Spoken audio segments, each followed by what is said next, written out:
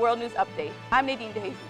In our globalized world, it's important to have a holistic view of countries and the way they run their businesses. Today, we'll be taking a closer look into the business world of a nation often overlooked. South Africa, also known as the Rainbow Nation, is a diverse country filled with business opportunities. Let's first learn about the culture of South Africa. South Africa has a population of about 54 million, with a quarter of those being unemployed. The country recognizes 11 different languages, from Zulu to Afrikaans, and of course, English. Luckily, many people speak English as a second language. South Africa is run by a constitutional non-racial democracy headed by President Jacob Zuma. They are currently ranked 30th in GDP world standings. In South African culture, it is very important to establish a relationship and form of trust with your business associate before specific business matters are discussed. Respecting elders is very important, as well as speaking in a mild tone and appearing as a good listener. Workdays are similar to Western cultures, with businesses shutting down from mid-December through mid-January for the holidays. Now that you've been given a general idea about the culture of South Africa, we go to Chris Kapik with more on South African politics. Thanks, Nadine. South Africa has an interesting political background. South Africa has utilized democratic elections since the 1994 election in which Nelson Mandela was elected. Any citizen over the age of 18 may vote in the elections, which are held every 5 years. They have a multi-party political system in which 13 parties are represented at the National Assembly of Parliament.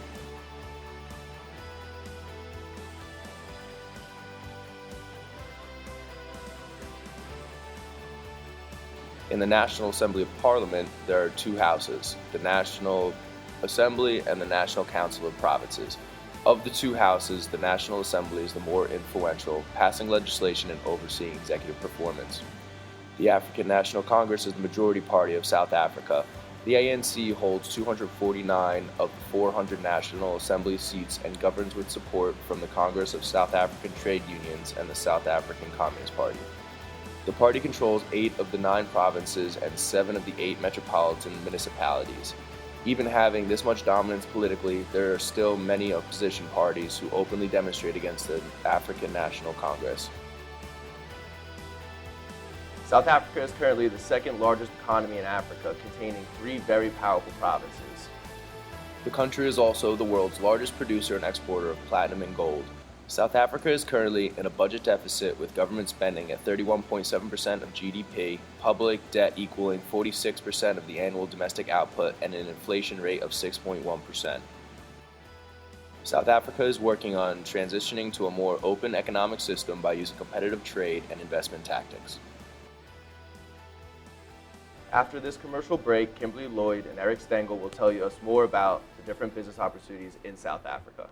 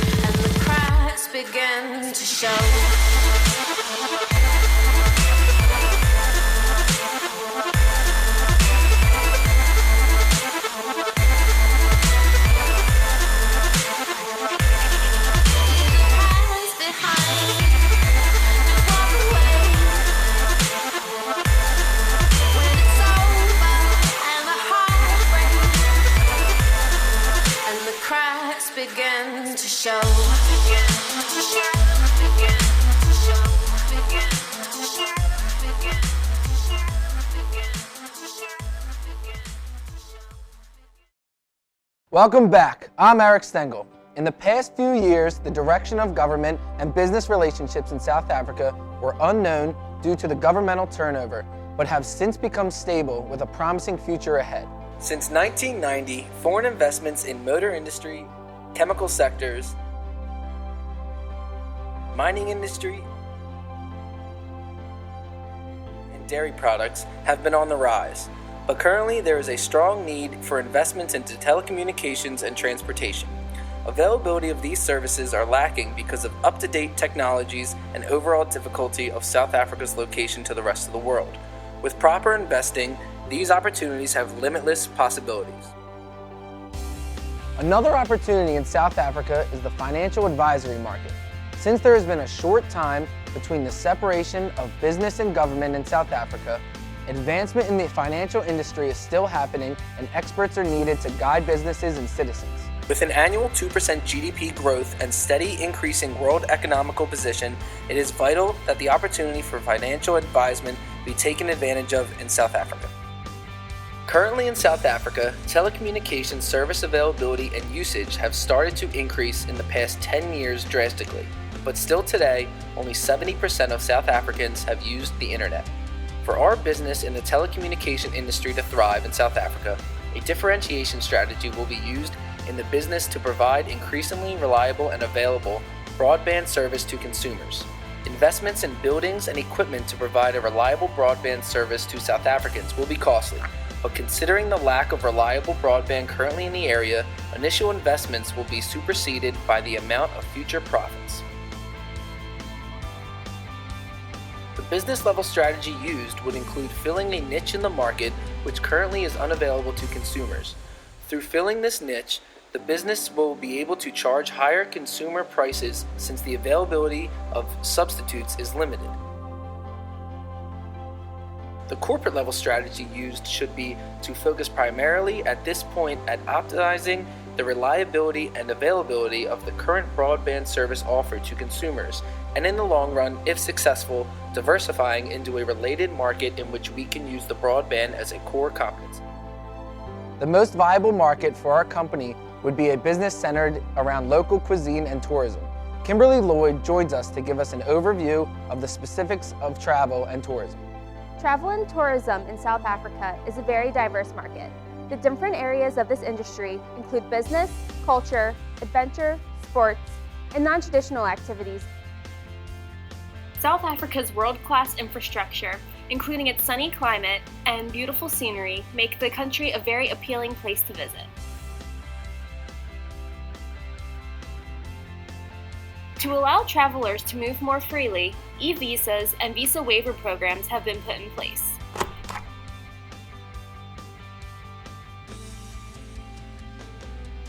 Business tourism is probably the most profitable type of tourism. Business travel is 3 times more popular than leisure tourism alone, with South Africa containing over 1,000 conference centers. When addressing potential business strategies for the tourism industry in South Africa, it is important to remember the wide diversity of the tourism industry. The entry mode strategy that would be most beneficial to South African tourism is international strategic alliances. These alliances are cooperative agreements between firms from different countries to participate in business activities. It is important that South Africa has agreements with other countries, most importantly, because tourism is made possible by outsiders traveling into a country to explore it. If a South African company does not have policies that make traveling there easy and accessible, people won't go. A startup company must work with outside resources to attract and get people to the country.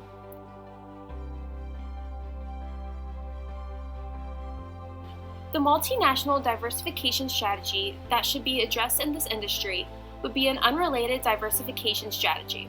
This strategy would allow firms to acquire business in any industry, from sports and leisure to paleo-tourism.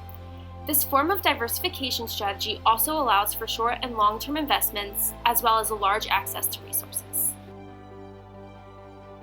After this commercial break, the team returns to give business recommendations.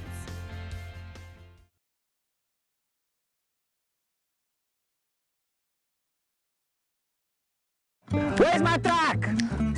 Where's my truck? Where's my truck? Where's my truck? Where's my truck? Where's my truck? Here's my truck. Where's my truck? Where's my truck?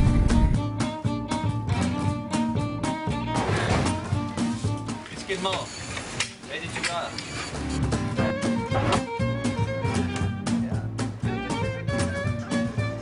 social networking. We'll be very aggressive with that and try and bring people to the spots where we're going to be. And so a lot of Twitter and Facebook. I'm about to tweet, we're ready to go. So I'm going to tell our clients that they're not already here today, but I'm going to tell them that we're here and then we set up and we're ready for them to come. The rolls are in the oven. We're 10-15 minutes away to be 100% ready to go. We've got tuna burgers, tuna carpaccio, calzones, pasta, soup. Lemon cellar is sick. Food trucking is basically to bring the food to where the people are instead of having a fixed shop and waiting for people to come to you. We will go to the people whenever there is a festival or a market or whatever the occasion is, so we'll go to them. We can serve it all, from the nicest pasta with calamari, we can make you pizzas, we'll do fish and burgers and anything that people really request and like. It's absolutely delicious. It's a calzone. This is Vincent, our brand manager. It's got ricotta, roasted courgettes and mushrooms, and it's delicious. He's branding all our takeaway containers.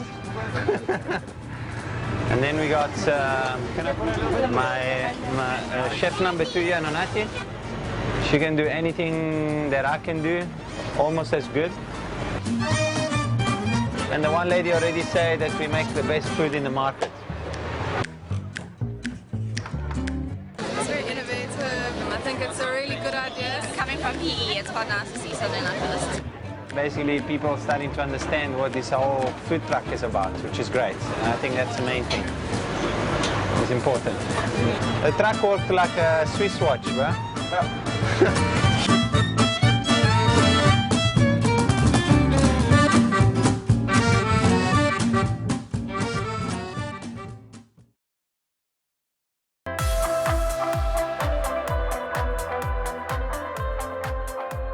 Research into the culture will open windows to product offering and the ways local business is conducted.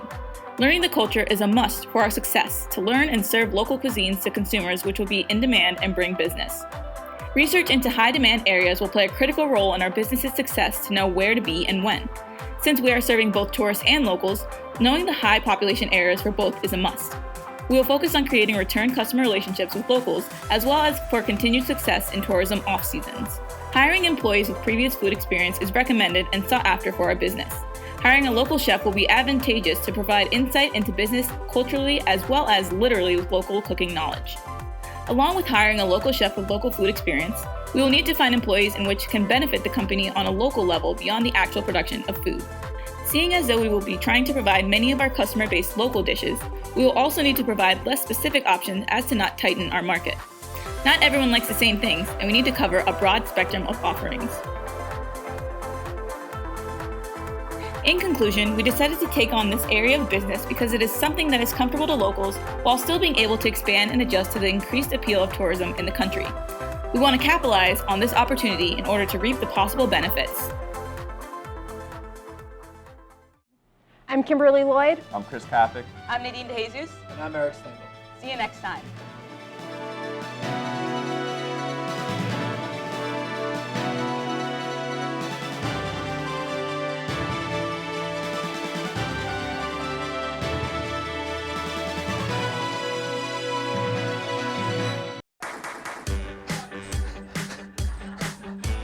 Thanks, Nadine.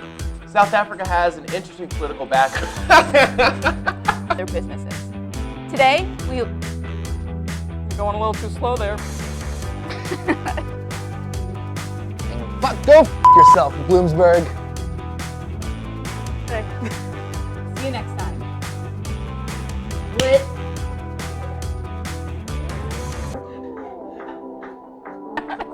Bermuda wore off pretty quick.